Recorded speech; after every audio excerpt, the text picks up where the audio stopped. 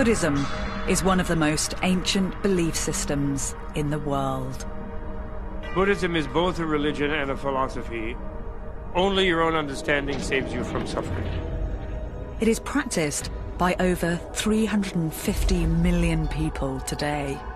There are many people who feel attracted to a religion which empowers the human individual. I'm going to travel to 7 wonders of the Buddhist world. 7 wonders that give an insight to the long and rich history of Buddhism. At each location, I'll meet Buddhists who will help me to understand a different concept that forms the core of Buddhist belief. I'm going to explore how it started, where it travelled, and some of the most spectacular monuments built by Buddhists right across the globe.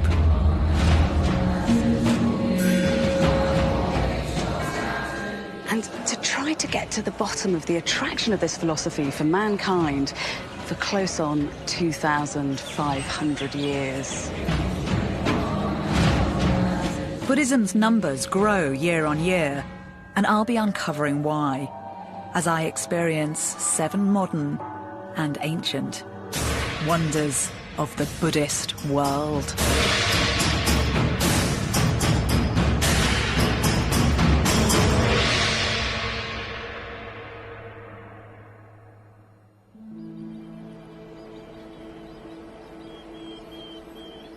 This is northeastern India, where Buddhism began around 500 years before Christ. Millions of pilgrims come to this country and to the sacred city of Bodh Gaya to visit the place where a young Indian prince underwent a life-changing personal transformation and came to be known as the Buddha. I've studied the period in history when the Buddha lived for over 20 years, and I just love it. Because this was such a radical age. This was a time when men like the Buddha and Socrates in ancient Greece turned the world of belief upside down. Instead of focusing on tradition and convention and ritual, they dealt with ethics and the possibilities of the human mind. And I'm particularly fascinated to follow in the trail of Buddhism because as the philosophy has travelled through 25 centuries, it's marked out a path that leads directly from ancient society to the modern world. This is Mahabodhi, the Great Awakening Temple in Bodh Gaya in northeastern India, our first wonder of the Buddhist world.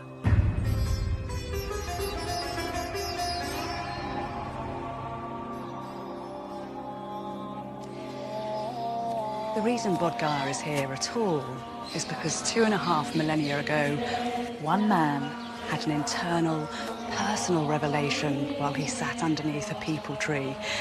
It's a very quiet, simple beginning to end up with all of this.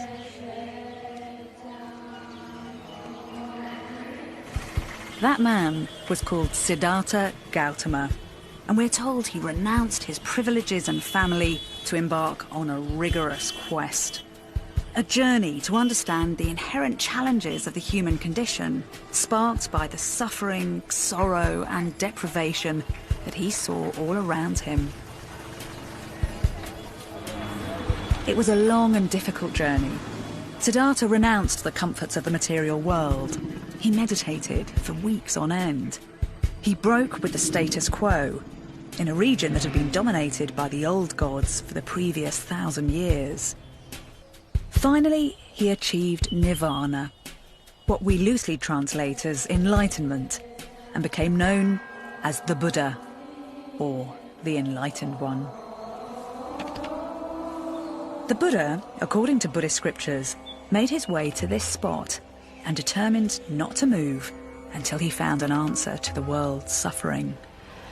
So it was here, on one warm spring evening, 2,500 years ago, that the Buddha came to sit. We're told that all night he was tormented by demons. But then, as the sun began to rise in the east, he found enlightenment.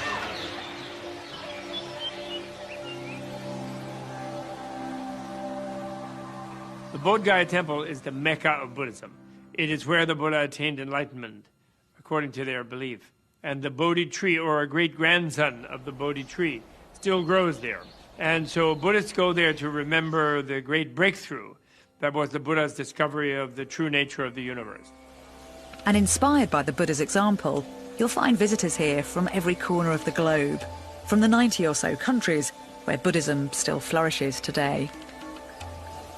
Bodh Gaya is one of the key sites for all Buddhists worldwide. It serves as a magnet, as a center point for Buddhists from around the world. You could say it's the place exactly where Buddhism started.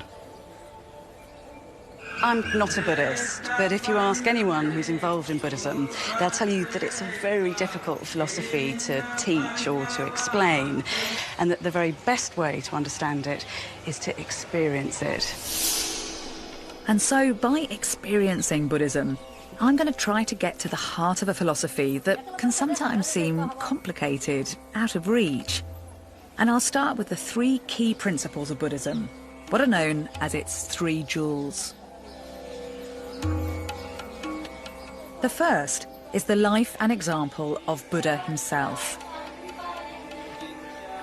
All Buddhists are encouraged to model their approach to life on his. The most important single point in the Buddha's teaching, and one which distinguishes it very sharply from other religions, is that the Buddha taught that each of us is entirely and solely responsible for our own lives and our own salvation. No one else can be responsible. The Buddha didn't claim any divine status, nor did he profess to be a personal saviour. He called himself a guide and a teacher. His message appealed to people of all social classes in ancient India, to merchants, to farmers, and to the untouchable caste.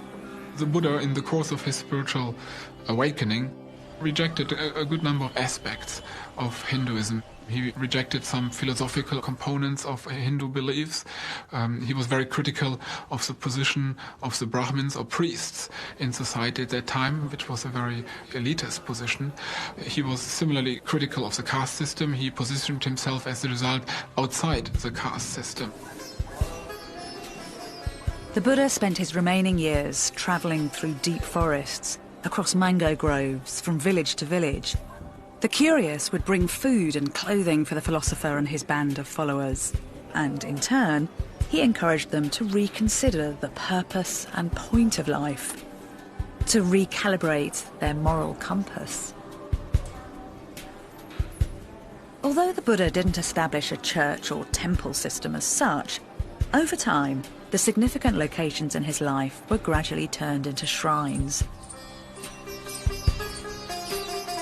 Originally, Bodh Gaya was just a pastoral sanctuary, marked out with a stone balustrade 200 years or so after his death.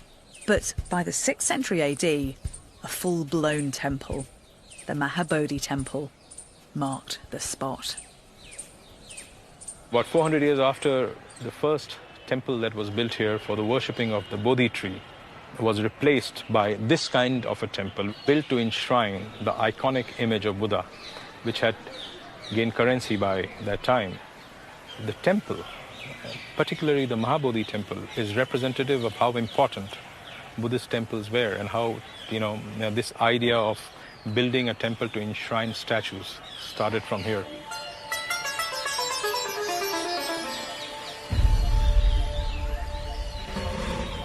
As Buddhism's travelled through the centuries, perhaps inevitably it's taken on more the aspect of a religion with temples and pilgrims and a religious hierarchy. You could be forgiven for mistaking Buddhism as one of the great God-driven faiths of the world, but there is a key difference. By putting such an emphasis on a system of personal morality and breaking with the conventions and traditions and rituals of the past, in many ways, the Buddha was one of those men who gave us the modern world. And although he never denied that there were gods, he simply said, you don't have to rely on the gods to make everything okay.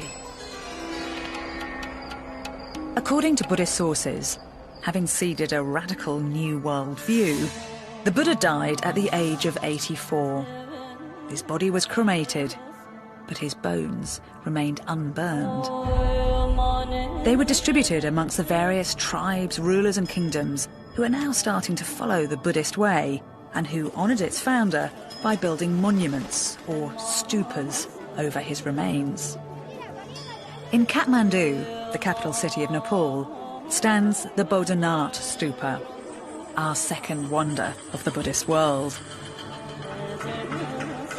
It was first built in the 5th or early 6th centuries AD, then rebuilt and restored a number of times, finally as this giant enclosed tomb in the 14th century. It is the largest in the Indian subcontinent, a sacred place for thousands of Buddhists throughout the world. Here at Bodhanath, I'm going to find out more about the 3 jewels of Buddhism. Buddhism consists, as far as Buddhists are concerned, in 3 things which they call the 3 jewels, and those 3 things are closely connected. The first is the Buddha, the founder of their religion. The second is called the Sangha, and that is the community of monks and nuns. The third is called the Dharma. The Dharma refers to the preaching, the teaching of the Buddha. In other words, it's what the Buddha discovered, and it's also the truth. As you walk around the Bodhanath here, you always have this sense that you're being watched. And that's because the Buddha's all-seeing eyes are always staring down at you. That squiggle in the middle of his face, incidentally, is not his nose. It's actually the Sanskrit character for the number 1 to represent a kind of unity in the Buddhist faith. Something you won't find represented up there are the Buddha's ears. And there is a particular reason for that. We're told that the Buddha said he never wanted to hear that he was being worshipped. And of course, that is what is so unique about Buddhism. This is a religion without a central authority figure. Instead, there's just this credo that man is his own lord and master, that mankind itself can control humanity's destiny. It's not atheistic because they do believe in the existence of sort of gods and angels and so on, but they simply don't believe that those beings have the universe under control, and therefore they cannot save us from suffering. They themselves need saving from suffering from a future time when they cease being gods and they become beings vulnerable to pain and suffering. At the Bodhanath Stupa, one of the many people who come to circumambulate and to pay their respects to the Buddha is Annie Choying, a Buddhist nun famous throughout Nepal for her sweet singing voice. She is in fact known as the Singing Nun. This is a very highly spiritual place we consider. It's a holy place. And we believe that all the great relics of the Buddhas are in the stupa, and then it holds a very special religious spot. And every people who comes around here are always reciting mantras and really focusing on meditation. They do the circumambulation, prostration, to keep the physical health healthy and the mind to be energy clean, chanting mantras as well as doing prayers. So trying to put yourself in a very good, positive discipline. This is a very, very highly blessed place. Annie is originally from Tibet. Thousands of Tibetan Buddhists now live in Nepal as refugees. The brand of Buddhism here is as much Tibetan as it is Nepalese. Flexibility and diversity has always been one of Buddhism's strengths. The Buddha himself said there should be no one official Buddhist language. Instead, Buddhists are encouraged to focus on the universal relevance of the Buddha's wisdom. There are some people here who will tell you that buried deep in that stupa is a fragment of the Buddha's bone. Now, I'm not certain we're ever actually going to be able to prove that, but what is sure is that this is the biggest stupa in the whole of the Nepal and one of the largest in the world.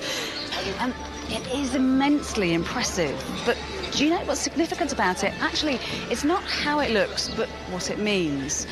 Because this was built to represent something very special. For the men who created this was nothing less than an incarnation of the Buddha's mind.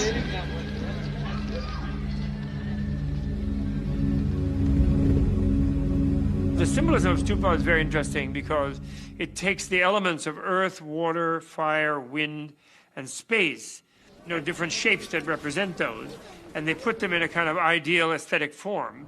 And so the idea is that the Buddha's mind is the awareness that the universe is the ideal environment for a human being to achieve freedom from suffering. Around the Buddha gathered men who shared with him a common vision and goal. Gradually, this group came to be a formalised community, a body that took its name from the old aristocratic councils of the day, the Sangha. The Buddhist Sangha became a monastic tradition, comprising ordained monks and nuns, and it's one of the 3 jewels of Buddhism.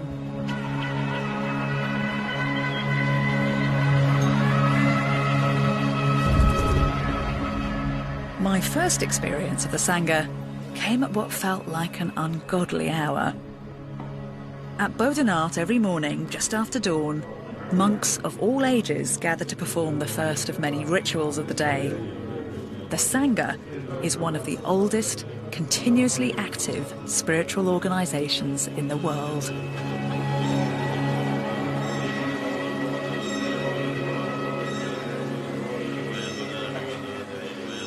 What's being recited here is a Tara Puja. It's a chant that aims to ensure a kind of liberation from suffering. And it's really interesting because Tara is thought to be a female manifestation of Buddha's wisdom, something which is incredibly potent. I mean, this isn't just an abstract idea of wisdom. This is thought to be able to be healing, to actually be stronger than medicine itself.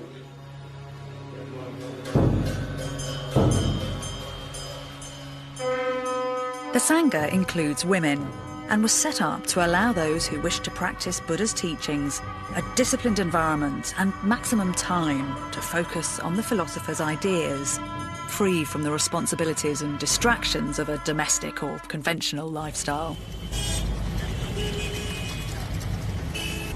A few miles outside Kathmandu, Annie, the singing nun, runs her own nunnery. It's a refuge for girls, many as young as 10, the age both sexes can embark on the life of a Buddhist novice.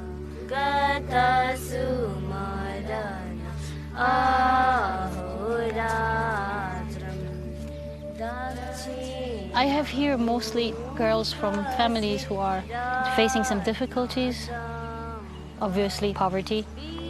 And then other thing is the fathers are a little bit very ignorantly carried away with the alcoholic behavior as well as very abusive behaviors, and who doesn't think that it is good to send their girls to school. So I try to collect them here and give them as much as I can give them. Controversial for its time was the inclusion of women among the ranks of the Sangha. The Buddha allowed women to become nuns, to lead a life devoted to spiritual development. Like Buddhist monks, nuns are expected to remain celibate, pure, since they are one of the 3 jewels of Buddhism. Not just Buddha's foot soldiers, but an incarnation of the belief system itself. So, I've learnt about 2 of the 3 jewels of Buddhism, the Sangha and the life of the Buddha. But what about the 3rd jewel, the Dharma, or teachings? You can perhaps help me out a bit. How do you describe Dharma? What does Dharma mean to you? According to my understanding, what Dharma is, to do whatever you do, very practically, skillfully, for benefit of the all beings, without causing any harm, and for their well-being, including oneself and all, is Dharma. धर्म न हिंदू बौद्ध हो सिख इस्लाम न जैन धर्म चित्त को शुद्धता Dharma shanti sukha chain. Dharma means the purity of heart. Dharma means peace. And dharma means well-being of all human society. Are there special ways that you can achieve Dharma? Are there rules and regulations that show you what to do? We are taught what causes suffering and what can cause suffering and how to avoid causing suffering in life, one's own life. And when you implement those teachings, I think that is what really contributes towards one's own well-being and others' well-being. And I think that is considered Dharma. In a Buddhist context, the word Dharma refers above all to the teachings of the Buddha as he rediscovered them in the process of his progress towards enlightenment.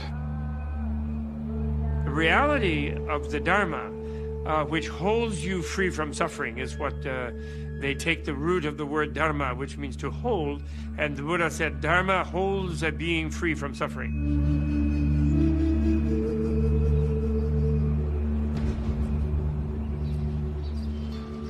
Coming here to Nepal, it has been relatively straightforward to identify two of the jewels of the triple jewels of Buddhism. The Buddha himself, both ideas about him and his image are absolutely everywhere, as is the Sangha. Here in Kathmandu, there are monks and nuns at every street corner. But what has been harder to pin down is the Dharma itself, the belief system, the philosophy, the religion, whatever you want to call it, of Buddhism. Maybe it's unrealistic of me to expect there to be one single definition for such a broad concept. The Buddha himself said that the Dharma was like the salt of the oceans of the world, a universal taste. So the Buddha implied the Dharma could be tasted anywhere by anyone. But the question for me as a historian is how that taste of the Buddhist Dharma could become universal. Practically, how Buddhism established itself as a global belief system. Buddha's teachings were charismatic and radical for their time, but as with all big new ideas, they needed a groundswell of popular support, or a patron, or both, to gain a firm foothold and to really fly.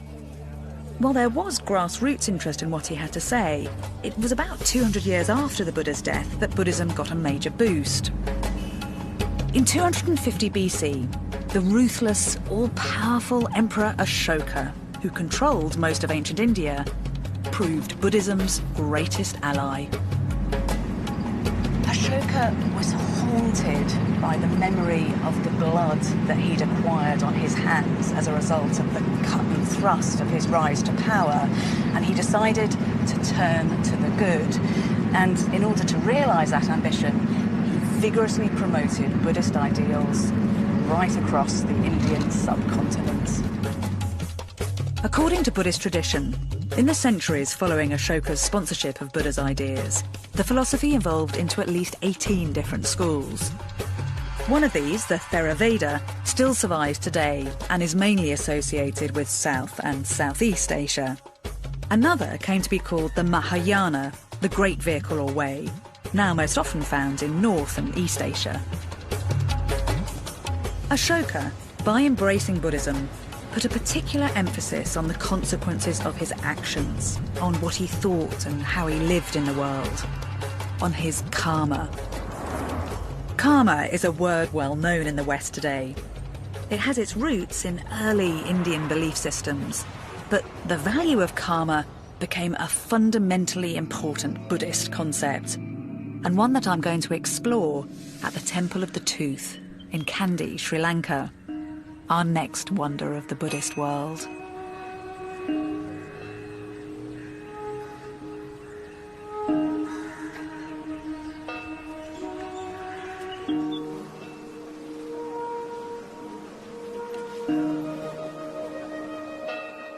Sri Lankan Buddhists believe that the tooth relic was brought to their country around 300 BC. Safeguarding the relic became the responsibility of kings, and over the years, the custodianship of the relic came to symbolise the right to rule. The Buddha is said to have given two legacies to future generations. The body of his teachings, the Dharma, and also relics of his physical body itself, which are now scattered in shrines right across the globe. And one of the most precious is kept in here, in the Temple of the Tooth. That relic makes the presence of the Buddha more graphic to people, so it gives them a power. Actually, many Buddhist temples around the Buddhist world have little relics, a piece of bone or something. Just like in Europe, you have relics of the saints. So it's a way of making the person's presence feel more immediate. That gives the temple more power as a magnet to draw the worshipper. The shrine stands right at the centre of a paved courtyard. The ceiling is decorated with moonstones and floral designs. There are ivory reliefs on the doorways.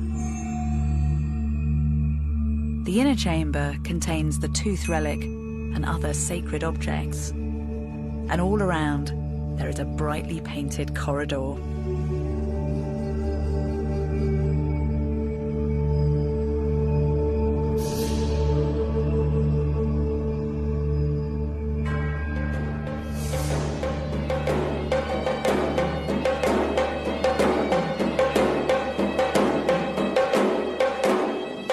Monks conduct daily worship in the inner chamber of the temple.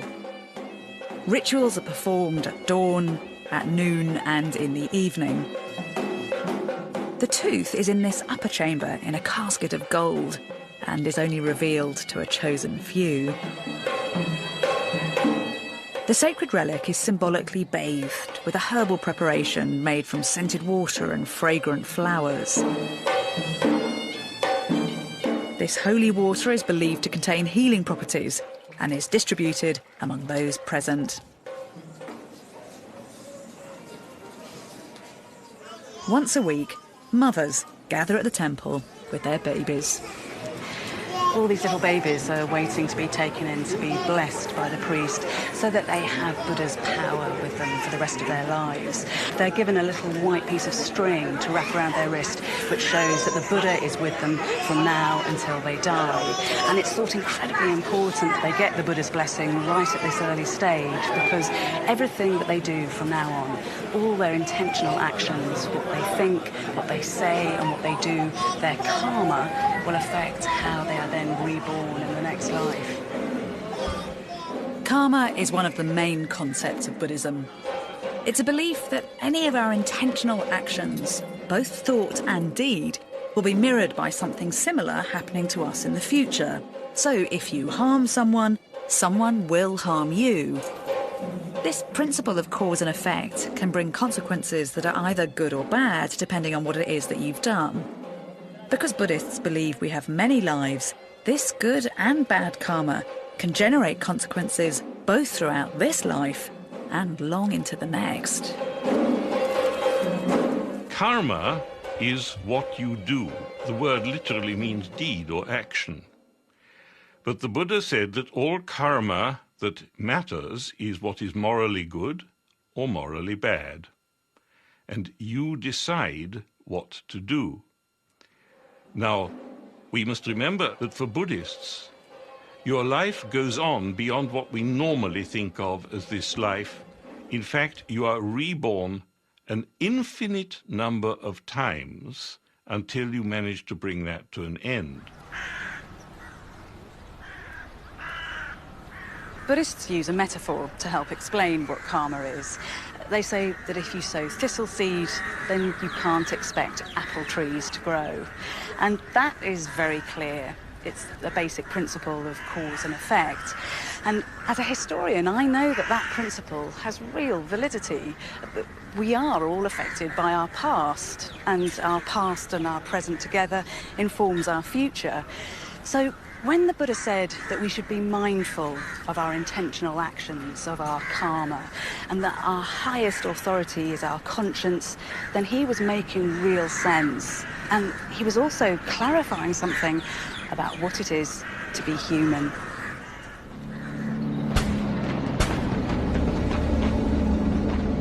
Of course, the issue is that karma can be both good and bad.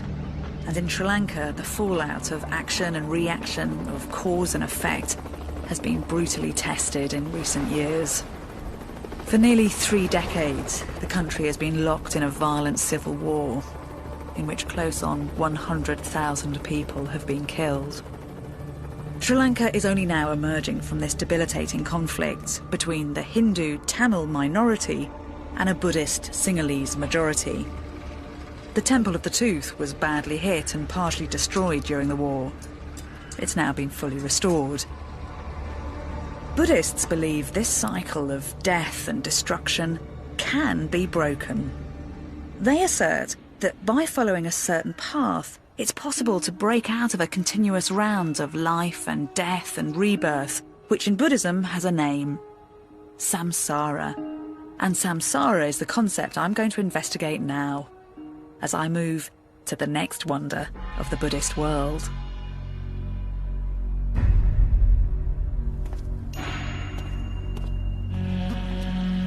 Once Buddhist ideas had flourished in Sri Lanka, Sri Lankan monarchs sent emissaries to adjoining kingdoms in Southeast Asia to carry the Buddhist message. By the 11th century, Theravada Buddhism was well established in Thailand, and here in Bangkok, close on 90% of Thais are now Buddhist. The reason that Buddhism has thrived so vigorously and tenaciously here is because right from its very outset, it's had the support of Thai kings. A king here can aspire to be a Buddha himself, and there was one king who was actually a monk for 25 years before he came to the throne.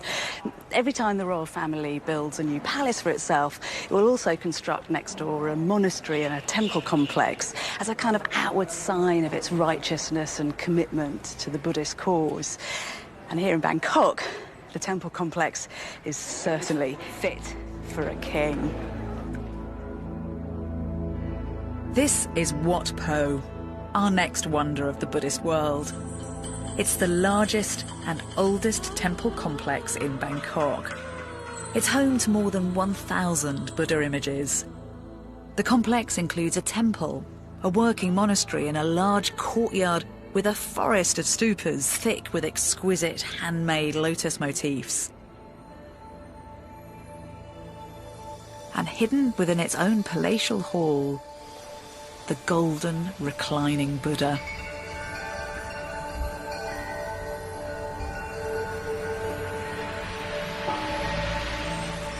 The gold Buddha is 141 feet long and 49 feet high. Started in 1788, it took over 5 years to build.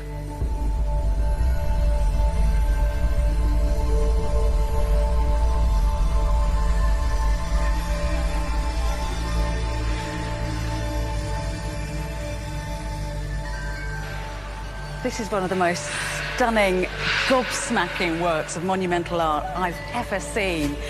I have to say, I love its audacity. I love the fact that it says, look at me, look at what mankind can do when he manipulates raw materials to create a thing of beauty.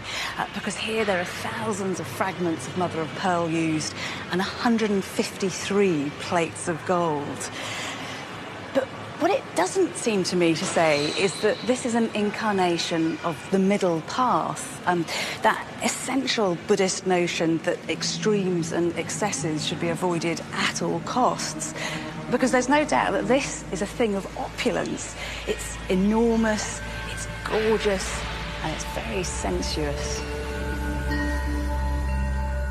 In history of Thailand, there are a lot of large-scale reclining Buddhas built all over central part of Thailand. Because to build reclining Buddha, it's not a very easy process. Because most of the reclining Buddha is not made from casting. It's made from bricks, plaster, or cement. It's considered a very respectful image. So it must be decorated with very valuable materials. And of course, the most valuable materials for decorating the image of the Lord Buddha should be gold. Gold in Buddhism symbolizes the sun or fire. The most valuable of metals, it's accorded a sacred status through its association with Surya, the sun god of the Hindu pantheon. For Buddhists in Thailand and other South Asian countries, gold is an element that signifies homage. A gift of gold is the ultimate demonstration of one's piety. The meritorious act of putting gold leaf on the surface of the Buddha's skin is to commemorate the living Buddha, who had a kind of golden-like aura and radiance, they believe. But gold and its association with wealth and might is also the way the Thai monarchs have used a showy form of piety to forge a strong relationship between Buddha's ideas and the power of the state. It was King Rama III who had the statue of the reclining Buddha opulently restored at the height of his reign in the mid-19th century. It's called the lion pose. It says he lay there in the lion pose as he was preparing to die. It's described that he lay down on his right side and he rested his head on his right hand. There's a reason that this Buddha has got such a serene smile. It's because he's achieved enlightenment, nirvana. It means that he's escaped what Buddhists call samsara, an endless cycle of life, of birth and death, of passion and desire and delusion that can only lead to pain and suffering. Samsara effectively constitutes a cycle of birth and rebirth. And as long as we are in samsara, we are reborn innumerable times, moving from one existence to the next. We can be reborn as a human being, as a divinity, or you can be reborn as an animal, etc. Tell me what you think samsara is. For me, it's not just the physical picture of, the circle of being born and aging and dying. For me, it has something to do with the state of mind as well. That you have to deal with your bad emotions. You have problems, you feel suffering, feel frustrated. You don't know how to deal with it. But this is just a small sample of bad things that happen to you.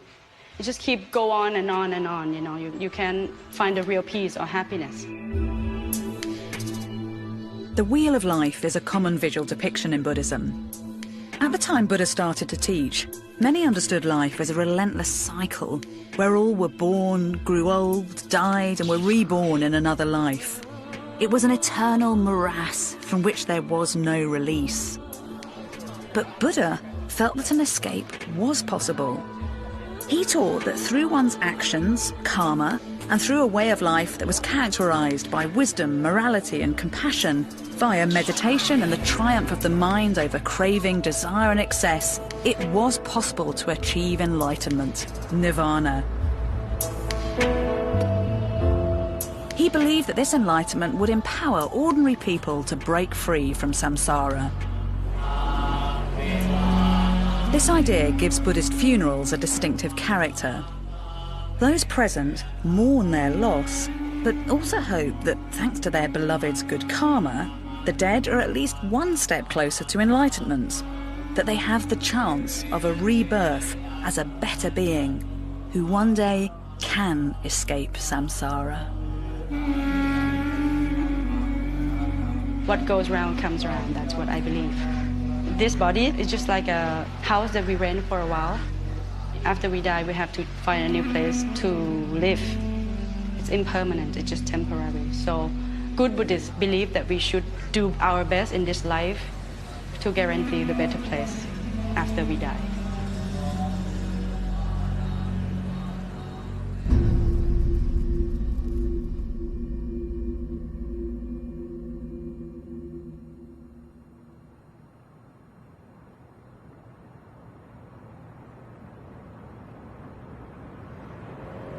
Buddhists say that there is only one certain way to break free from samsara, to eliminate the desires and the passions and the distractions of everyday life. Now, of course, that is very easy to say, and it's very hard to do. So, over the centuries, Buddhists have employed specific, rigorous methods to break free from all of this, from the troubles and the temptations of the real world, and to set themselves on the path to enlightenment, to nirvana. And that is the truly radical thing about the Buddha's example. His belief that each and every one of us has the capacity to achieve liberation, to achieve our own enlightenment. It took the Buddha years to arrive at this radical belief. Ideas he developed through his own personal experience, in particular, an intense form of meditation. And it is Buddhist meditation that I'm now going to experience in our next wonder of the Buddhist world. Buddhism continued to spread throughout the medieval period. Come the 13th century, and Buddhism was flourishing in the Khmer Kingdom, modern-day Cambodia. The temple complexes here at Angkor are our fifth wonder. Angkor Wat began life as the sacred palace complex of a Khmer emperor who, in fact, favoured Hinduism over Buddhist ideas. These aren't just buildings, but have a grand ambition. The whole complex is said to be a symbolic representation of Hindu cosmology.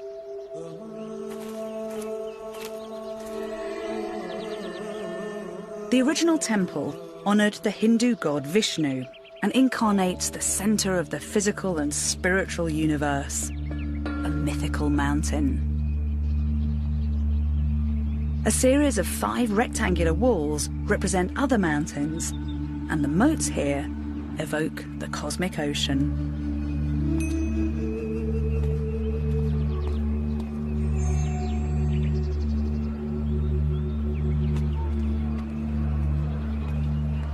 This place reeks of a combination of earthly and divine power, and of the close-knit relationship between gods and kings. And of course it was a belief in that relationship that inspired the creation of this complex in the first place. But for some people, it was just too exclusive, too strictly hierarchical. And Buddhism offered a solution. It was the Khmer Emperor Jayavarman VII who converted to Buddhism, and his regime marked a clear dividing line with the old Hindu past. Before 1200, art in the temples mostly portrayed scenes from the Hindu pantheon. After his conversion, Buddhist scenes begin to appear as standard motifs. During his reign, there was a focus on building libraries, monastic dwellings, public works and more earthly projects accessible to the common people. So history in Cambodia takes a humanist turn. As Buddhism rises in popularity, you find images of the Buddha and his followers emerging everywhere in the architecture, in gates, in walls and in temples. So now, Angkor is showing the world a more human face. The Angkor complex is a prime example of the classical style of Khmer architecture. By the 12th century, Khmer architects had become skilled and confident in masonry, facing the monuments with intricate sandstone blocks. Angkor Wat is famous for the harmony of its world-class design.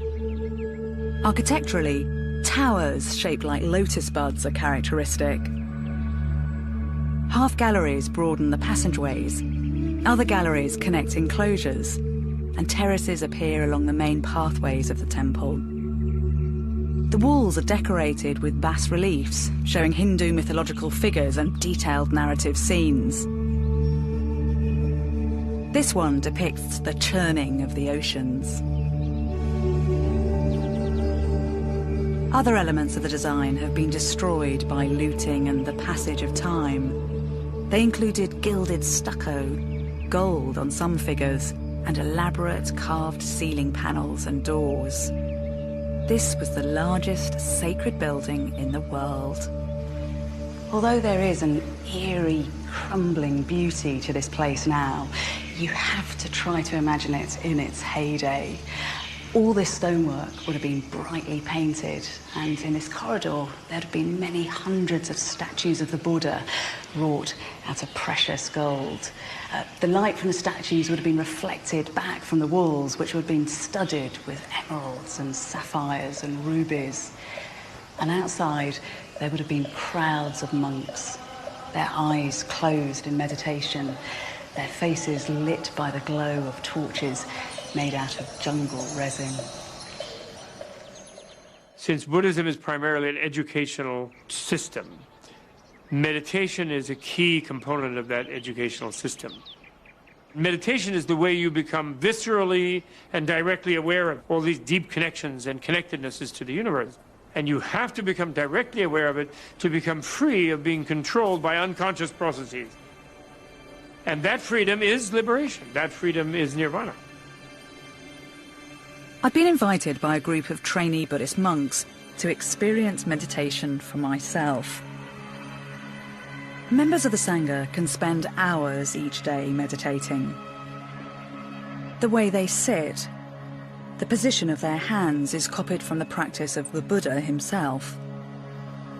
They are still and concentrate on their breathing, not doing anything to alter the way they breathe, not worrying about whether they're doing it right or wrong, clearing their minds of thoughts, of feelings of fear and anger, of the distractions of the outside world, just following the breathing and becoming one with each breath.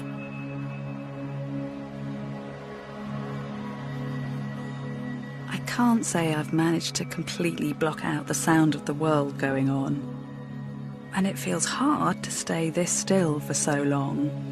But if someone were to ask me if I had any anger in my head or my heart right now, I would have to say there is none.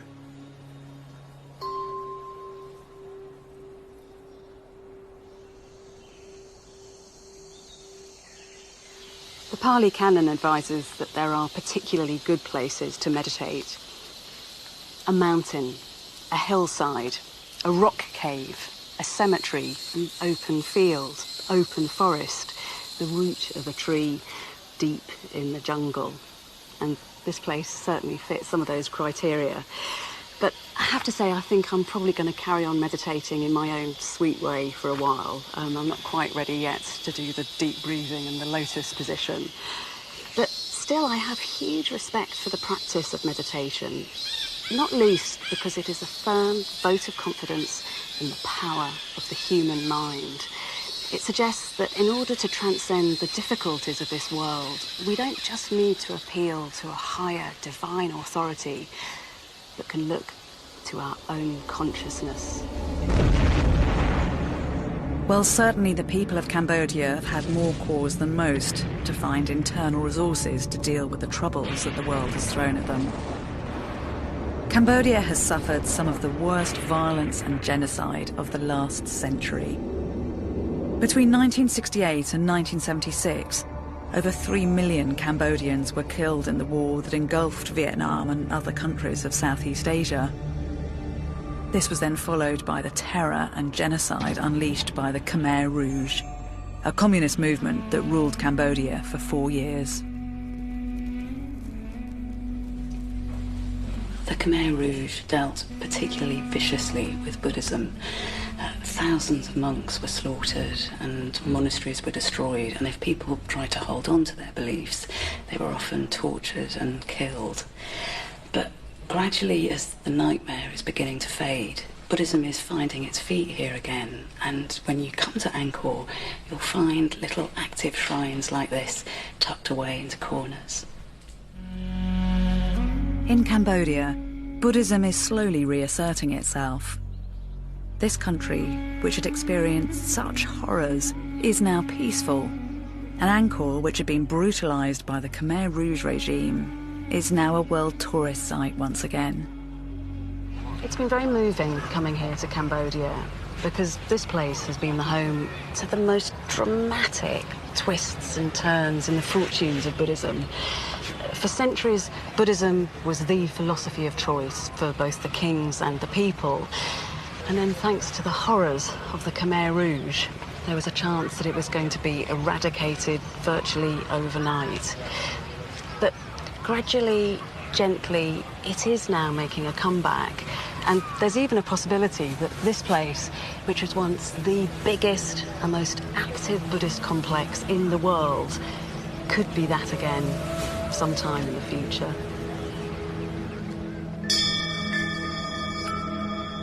While in Cambodia, Buddhism is emerging out of the darkness of the Khmer Rouge regime, Buddhism in mainland China and here in Hong Kong is also reasserting itself, an ancient tradition reappearing in modern society. Buddhism is on the rise once again, partly perhaps because its positive attitude feels well suited to an emerging superpower. Particularly popular is the Zen form of Buddhism. Little surprise given that Zen, although now typically associated with Japan, started off life in China. And I'm going to explore Zen in one of the places in the world where it is most vigorous: Hong Kong. Our sixth wonder is the giant Buddha that overlooks this great Asian city. This mammoth bronze statue was completed in 1993. It symbolises the relationship between man and nature, people and religion. Well, the building of the giant Buddha in Hong Kong was a reassertion of an old Buddhist tradition of constructing massive Buddhist images. And the monks who initiated the project in Hong Kong had visited Japan, and they'd visited various sites in mainland China and seen medieval massive images of Buddhas. And this was something they were trying to recreate in Lantau. It's the only statue of Buddha to face north towards Beijing, and is named Jiantan, after the Temple of Heaven in that city. When Buddhism first starts out, it seems that people actively choose not to represent the Buddha figuratively. But then, as the philosophy passes through regions like Afghanistan, which had a really strong Greek influence thanks to the invasion of Alexander the Great, it becomes the done thing to represent the Buddha in human form. Now, once the belief system enters China, a new tradition gains popularity, not just to represent the Buddha in human form, but to do so on a monumental scale. And that's an art form that's now being revived here in Hong Kong.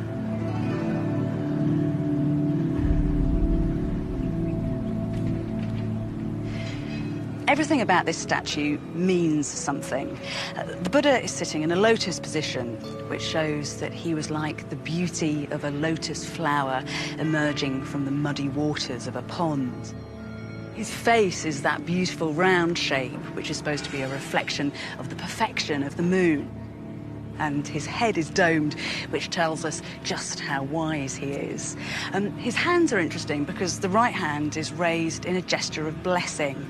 This is the Buddha's vow that he will release the entire world from its suffering. And on his chest, he's got that so-called swastika symbol. Now, of course, the swastika was unfortunately appropriated by the Nazis, even though they got it the wrong way round. But what it actually means is the power of the universe. So this tells us that the Buddha's compassion and wisdom is available to all.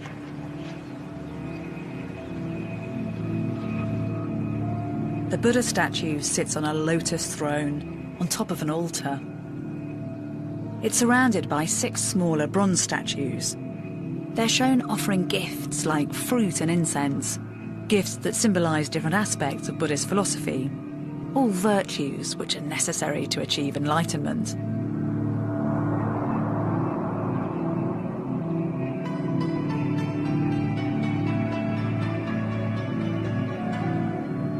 The giant Buddha is part of the Po Lin Monastery and Temple Complex, set up nearly 100 years ago by 3 Zen masters. Zen has developed as a part of Mahayana Buddhism, the school of Buddhism practiced in China and other Northern Asian countries. Zen Buddhists believe that all people have the qualities that the Buddha had, and emphasise that these can be developed and were not unique to the Buddha only.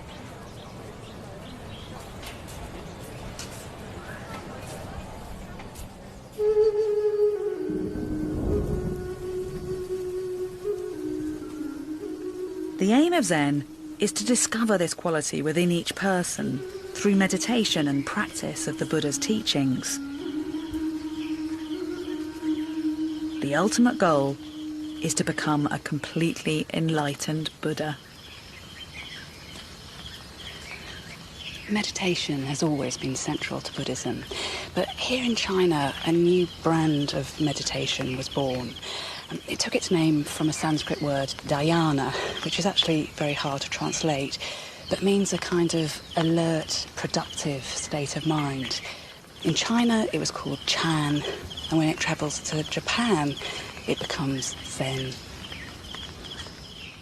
It's a school of Buddhism which lays enormous emphasis on certain kinds of meditative practice. What you try to do is purely to empty your mind. It has a sort of ideology that rational thought is not going to get you to enlightenment or nirvana. It's practiced here in a small secluded monastery minutes away from the giant Buddha. Formal, silent meditation is central to Zen and is practiced by both the laity and the ordained together.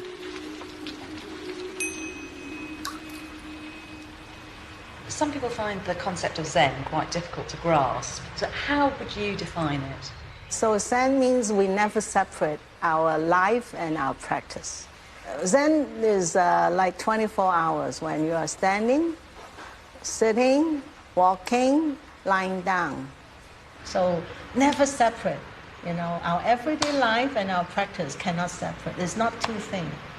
Zen also means inside, you know, our mind, and outside the object. Inside, outside, boom, become one. That's Zen.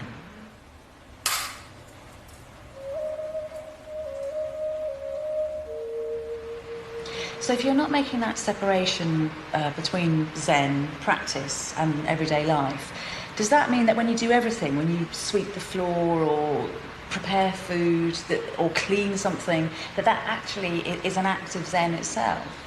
Zen means what are you doing now, you know? So somebody might get enlightenment while they're eating meal, washing bowl. All these we designed to help people to be in the moment. And maybe at that moment your mind become clear and your life become clear.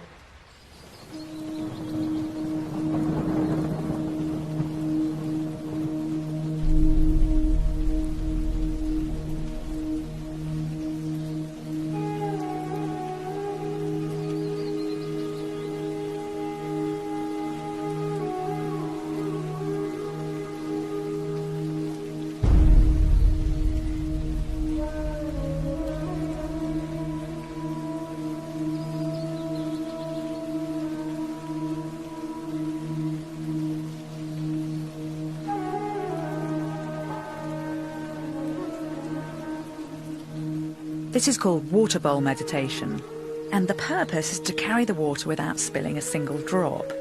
Now, the idea is that you can do this through the application of Zen, because if you think you're carrying a bowl of water, then you're bound to shake and lose some. But if you clear your mind completely, you will complete the task successfully.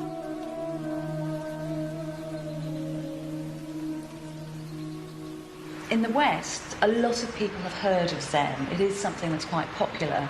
Do you think that's partly because people's lives are so demanding and Zen offers a kind of a way out from that?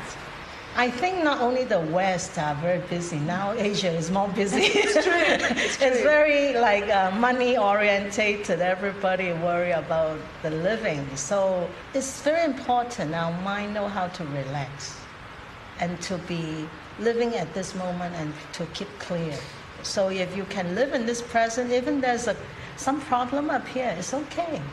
You know, you have this clear mind and you are not agitated. I think these are very important practice for everybody.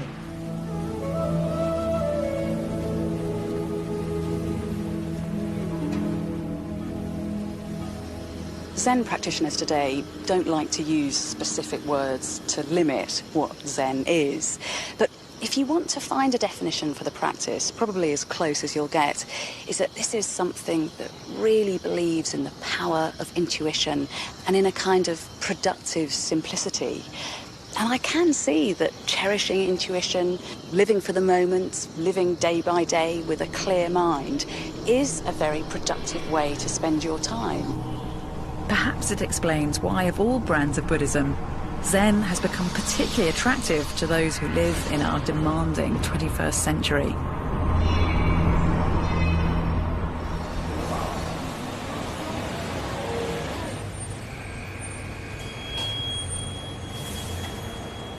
Zen, and its ancestor Chan, is a very practical form of Buddhist wisdom. It encourages a process of rediscovery by living simply. The Zen tradition emphasises that enlightenment is possible here and now. Is it then very different from other forms of Buddhism? Zen means pointing directly to our mind. Means right now, wake up, and be clear. What are you doing now? Actually, our mind is not complicated. It's our thinking make our life very complicated. So Zen is a tool to help us to bring back our mind to our everyday life and be simple. Zen, like all Buddhist practice, turns philosophy into a tool to help in day-to-day life. Meditation is used to bring about a tangible outcome, either in the understanding of the world or in our ability to deal with it and with the suffering we see all around and feel within us.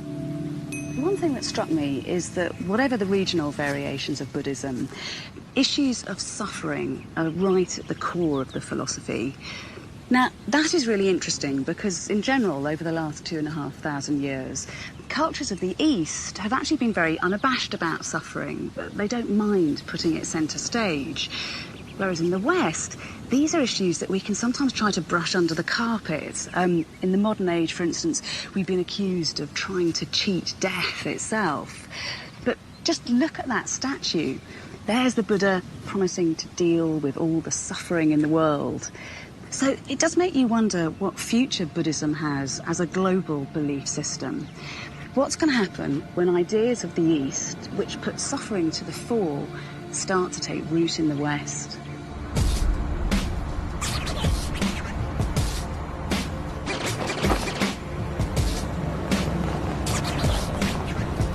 Buddhist ideas and philosophy have become increasingly popular in the fast-paced and highly competitive world of California.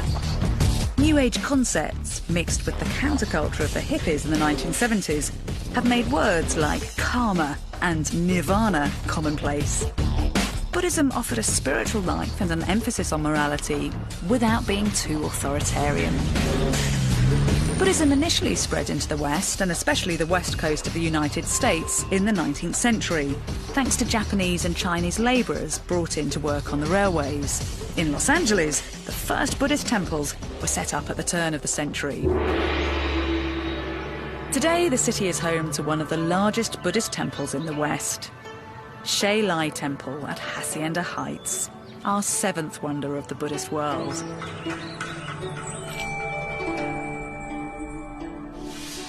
Here I'm going to try to understand what has to be the most important Buddhist concept, the ultimate goal for Buddhists: nirvana.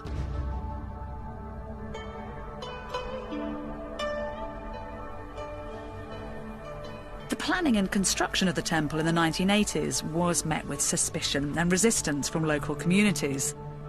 The building of the temple at its current location survived 6 public hearings and 165 explanatory sessions. Finally, in 1985, the temple was granted a building permit, and it was completed in 1988. I'll tell you what, there is definitely a wealth of here, and that is Buddhas. I've never seen so many. There must be, what, 10,000 or something at least on these walls? There are over 10,000 Buddhas right here, big and small. And if you look at all the Buddhas, you may find some names there. It's a Chinese practice that people make an offering, and then to have the name of the family there is their Buddha. Ah, okay. And it's also a form of supporting the temple.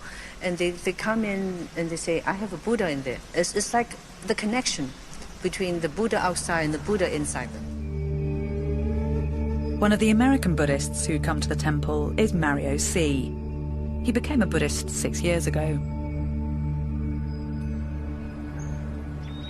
There are some who'd say that the attraction of Buddhism for many Americans is that it's pleasingly mystical, it comes from the East, but at the same time it ties in with a kind of anything goes materialist lifestyle. How do you speak to that? I don't mean any disrespect by this, but I have some friends who use Buddhism and Eastern religion, Eastern philosophy, and they sort of mix it up with New Age. And that's okay. If it works for them, that's fine. But my concern is that it is that sort of anything goes. You know, it's a free market in spirituality, so whatever I'm saying or thinking today is fine. Because we have these core teachings in Buddhism, it keeps us in check. So we don't sort of go into anything that if it feels good, it's okay. We're really trying to avoid that. This Buddhism gave me a discipline without the necessity of a God to reward me or punish me. There has been a tenfold increase in the number of Buddhists in Europe and America over the last 40 years. Most observers put the figure at between 2 to 3 million practicing Buddhists in America, with the number of Buddhist sympathizers estimated at over 10 million.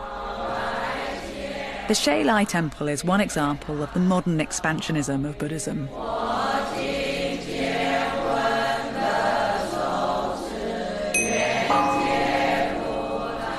Many Buddhists come to the Shay Lai Temple for worship. Others come to practice meditation. In the West, there's recently been great interest in yoga, simply as a way to keep fit and as a form of meditation. Yoga has its roots in Indian traditions that predate both Hinduism and Buddhism, and it's sometimes used by Hindus to assert mind over matter. For Buddhists, yoga's key purpose is to achieve personal enlightenment. It is a very ancient philosophy, Buddhism, but in some ways do you think it's very suited to American life? Because it does have this kind of can-do attitude. It's very suited to America. One reason is that we've been materialistic. We're known for it. And I found in my experience, it doesn't get you to where you want to be.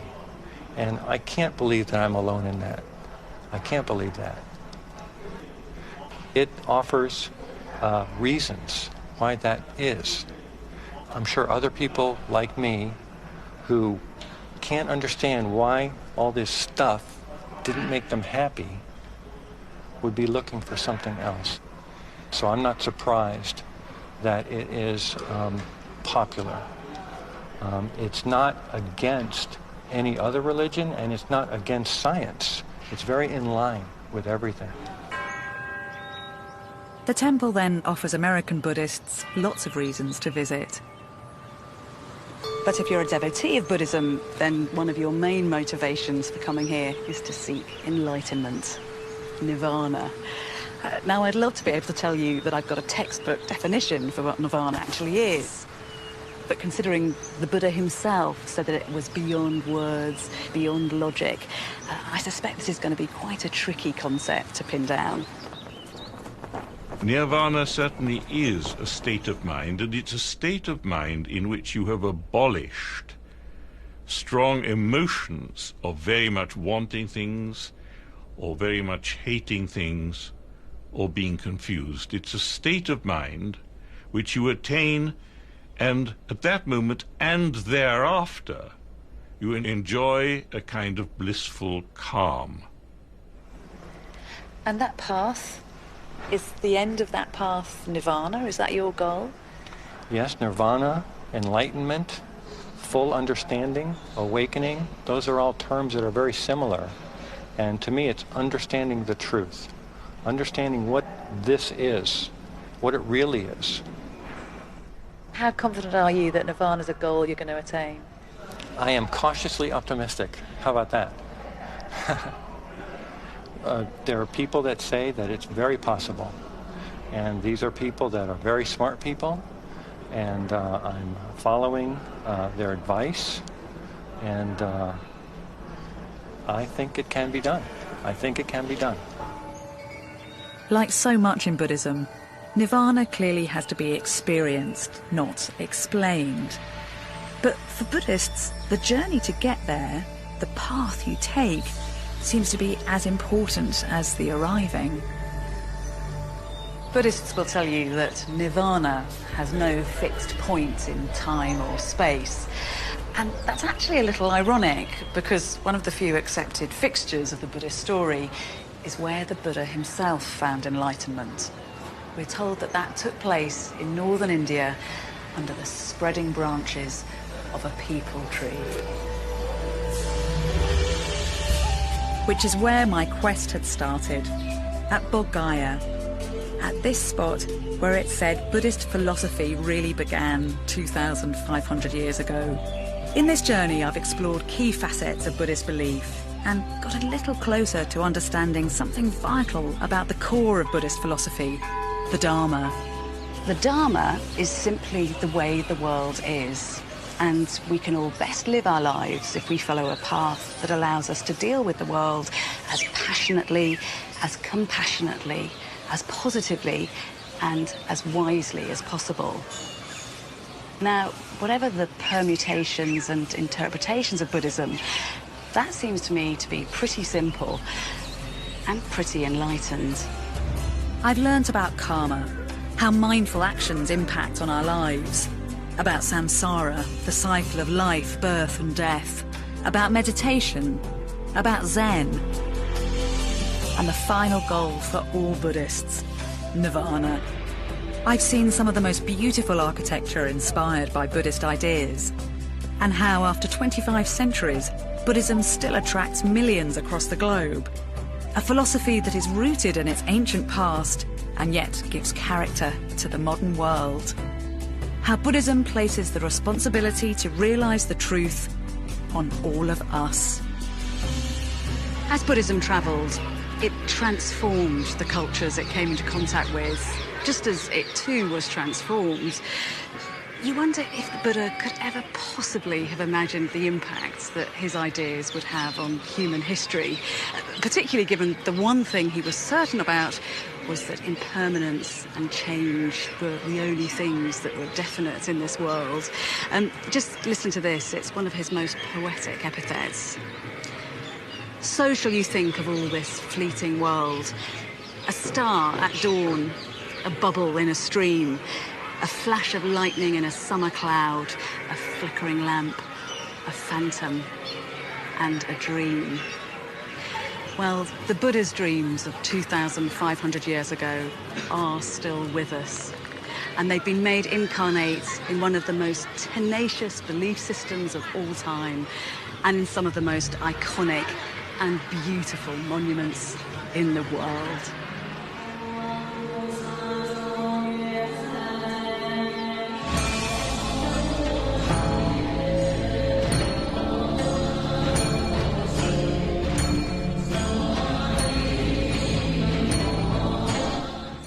Stay with us here on BBC HD. There's a double bill of railway walks coming up next.